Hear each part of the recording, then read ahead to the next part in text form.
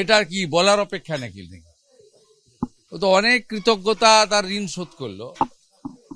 আপনার সারদার যে ডিভাইস নষ্ট করে দেওয়া থেকে শুরু করে কত কাণ্ড করেছেন, তার ঋণ শোধ করলো। আরেকজন তো বিনীত গোয়েলকে বাঁচিয়েছেন না, অভয়ার ধর্ষণ খুনের পরে বিনীত গোয়েলকে বাঁচিয়েছেন। কলকাতা হাইকোর্ট থেকে মামলা সুমোটো সুপ্রিম কোর্টে টেনে নিয়ে গিয়ে এরা এইসব অপকর্ম করেছে, তাই পুরস্কৃত হয়েছে। যারা বাঙালি, বাংলার সংস্কৃতি, বাংলার অস্মিতা এসব নিয়ে কথা বলেন, তারা হায়দ্রাবাদ থেকে আর অন্য জায়গা থেকে লোক নিয়ে এসে এখানে এমপি বানাচ্ছেন। বাংলা দেখছে। আমি তো আগেই বলেছিলাম মুসলমানরা তেজপাতা। এই রাজ্যসভার তালিকাতেও প্রমাণ হয়েছে মুসলমানরা হচ্ছে মমতা ব্যানার্জির কাছে তেজপাতা। এসআইআর নিয়ে বলেছিলেন যা বলার 28 তারিখে বলবো।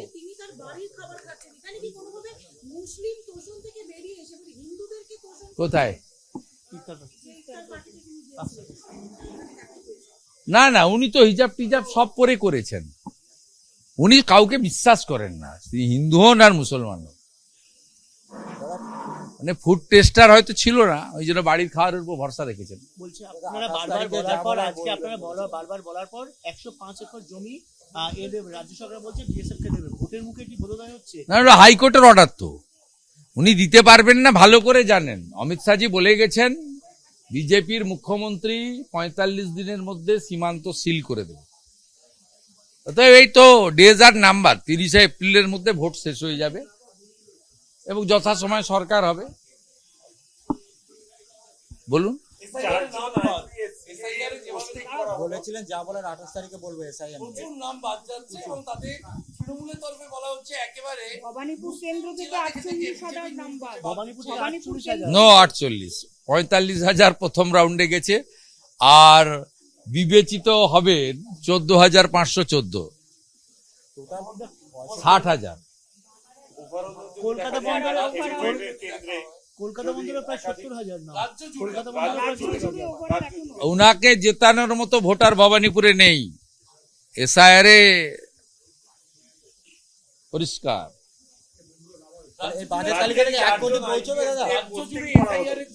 কোথায় পোস্টিং করা? ও বাদ দেন, ওসব করার কি, ওরা কি ল অ্যান্ড অর্ডার। ও তো বলেছে শুক্রবার করা যেতে পারে, শুক্রবার হবে। মুখ্যমন্ত্রী বলেছেন শুক্রবার তো অ্যালাউড। আজকে তো শনিবার মনে হয়, শুক্রবার দিন হবে।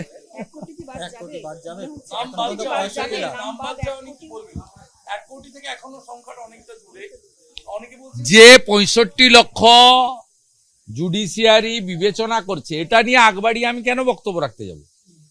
আমি বলছি 26 দিন অন্তর অন্তর বাচ্চা হতে পারে না। আমি বলছি একজনের 100টা বাচ্চা থাকতে পারে না। এগুলোর নামই তো এলডি। এগুলো তো দেখবেন জাজেরা। আমি যেটুকু ইন্টারনালি খবর পাচ্ছি, জুডিশিয়ারি খুব সিরিয়াসলি ব্যাপারটা করছে। It's a good symptom. এবং তারা কখনো কারোর দ্বারা প্রভাবিত হন না, তারা ডকুমেন্টসের উপরে করেন এবং এখানে ডকুমেন্ট ডিস্ট্রয় করারও জায়গা নেই। আমি ইচ্ছা করলেই কিছু করতে পারবো না, কারণ ডিজিটাল ফুটপ্রিন্টের উপরেই বিবেচনাটা হচ্ছে। ওটা আমি আপনি চাইলে চেঞ্জ করতে পারবো না। প্রথম দফায় 58 লাখ, তারপরে অ্যাবসেন্ট ইত্যাদি মিলে প্রায় 5-6 লক্ষ, এই করে 63-64 লক্ষ তো বাদ গেছে, বাকি 65 লক্ষ বিবেচনায় গেছে। আমার কাছে অফ দ্য রেকর্ড একটা তথ্য আছে, কিন্তু সেটা আমি বলছি না। তৃণমূলের প্রথম থেকে তৃতীয় সারি সবাই প্রায় নেমে পড়েছে। তৃণমূলের প্রথম থেকে তৃতীয় সব সারি নেতারা নেমে পড়েছে আপনার নন্দীগ্রামের ভোটার সংখ্যা কমে যাওয়া নিয়ে। বলছে মাত্র 1956 বলে জিতেছিলেন, এটা প্রমাণ হয়ে যাচ্ছে যে আরো উনি আবার হাঁটবেন। সব নেতারাই নেমে পড়েছে আসলে। ও ভবানীপুরের কাউন্টার করার জন্য বলছে। আমার মৃত ভোট, অ্যাবসেন্ট ভোট দেওয়ার কোনো দরকার হয় না এবং স্বাভাবিকভাবে কত বাদ গেছে দেখবেন। এখানে তো 65-60,000 ভোটার বাদ গেছে। ওটা নিয়ে একটু কম কথা বলুক। আমি তো ওদের 3 বার হারিয়েছি, শুধু 21-এ নয়, পঞ্চায়েতে আমি হারিয়েছি। 17টা গ্রাম পঞ্চায়েতের 11টাতে আমি হারিয়েছি, 2টো পঞ্চায়েত সমিতি হারিয়েছি। আমার লিড ছিল 2000, অভিজিৎ গাঙ্গুলির লিড হয়েছে 8200। এই যে জুডিশিয়ারির কাছে গেছে 10,000 ভোটার, এর মধ্যে তো 9,000 মুসলমান। কে বাঁচাবে এদেরকে? প্রমাণ করুক আগে। তারা বলছেন আমরাই এসআইআর করছি, আমরাই সেখানে এখনো এর পদবীর ভুল আছে, এই আছে। এর জন্য দায়ী মমতা ব্যানার্জির নিয়োগকৃত বিএলও এবং ওরা। এরাই জটিলতা করেছে। এদেরই নিষ্পত্তি করে দেওয়া উচিত ছিল মাইক্রো অবজারভারের অ্যাডভাইস নিয়ে। বিএলও কে অ্যাপয়েন্ট করেছে? রাজ্য সরকার অ্যাপয়েন্ট করেছে। বিএলওরা ভুল করেছে, তার দায়ভার তো রাজ্য সরকারকে নিতে হবে। আর এই রাজ্য সরকারে তো সবাই ল্যাম্প পোস্ট, একটাই তো পোস্ট মমতা ব্যানার্জি, সবাই জানে, এভরিবডি নোজ ইট। অশান্তির আশঙ্কা করছেন যেভাবে নাম বাদ যাচ্ছে। বিএলওরাও নিরাপত্তাহীনতায় ভুগছে, বিএলওরাও নিরাপত্তাহীনতায় ভুগছে বিভিন্ন জায়গায় যেখানে নাম বাদ গেছে।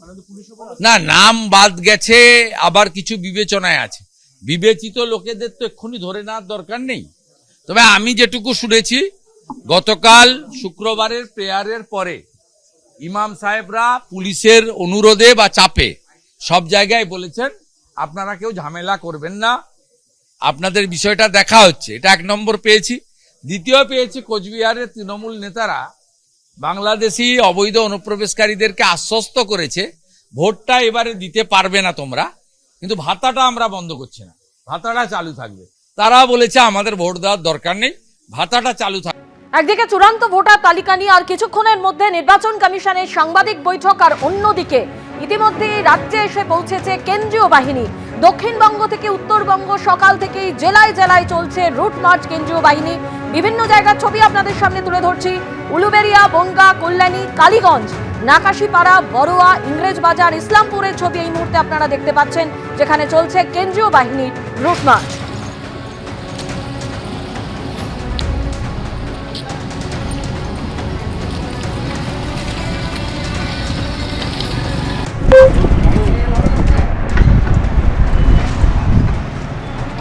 কল্যাণীর ছবি আপনারা দেখতে পাচ্ছেন। ভোটের দিনক্ষণ এখনো ঘোষণা হয়নি, কিন্তু ইতিমধ্যেই রাজ্যে এসে পৌঁছেছে কেন্দ্রীয় বাহিনী। 240 কোম্পানি কেন্দ্রীয় বাহিনী রাজ্যে এসে পৌঁছেছে। প্রথম দফায় আগামী 10ই মার্চের মধ্যে আরও 240 কোম্পানি কেন্দ্রীয় বাহিনী রাজ্যে এসে পৌঁছবে। দক্ষিণবঙ্গ থেকে উত্তরবঙ্গ বিভিন্ন জায়গায় সকাল থেকে চলছে কেন্দ্রীয় বাহিনীর রুট মার্চ। উলুবেড়িয়ার ছবি আপনারা এই মুহূর্তে দেখতে পাচ্ছেন। পাশাপাশি রাখছি বড়োয়ার ছবি।